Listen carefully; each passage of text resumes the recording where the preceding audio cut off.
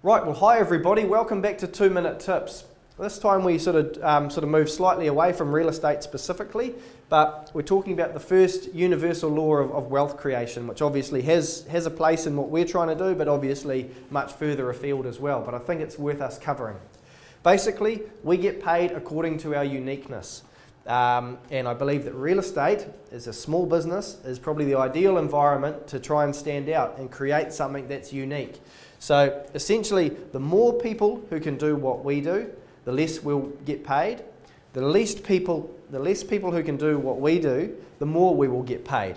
Some extreme examples, you look at the likes of David Beckham, Usain Bolt, Gordon Ramsay. They've created, within highly competitive fields, they've created a uniqueness. And obviously, none of us can run under 9 seconds for the 100 metres. I know I certainly can't. But we've got to break away from the beige. We've got to break away from that. We've got to create some sort of uniqueness and some point of difference so that people can choose us, not just based on price. I don't want to be in that mix of price and commodity.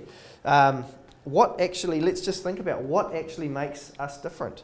Is there a clear point of difference that someone can actually pick up on and that you can actually articulate when it counts?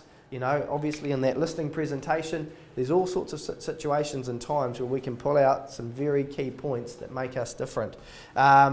In all honesty, it tells us that 10% of the salespeople are earning 90% of the income, which means that 10% of them are pretty unique for whatever reason, and there's a group there that can't seem to differentiate themselves from the pack.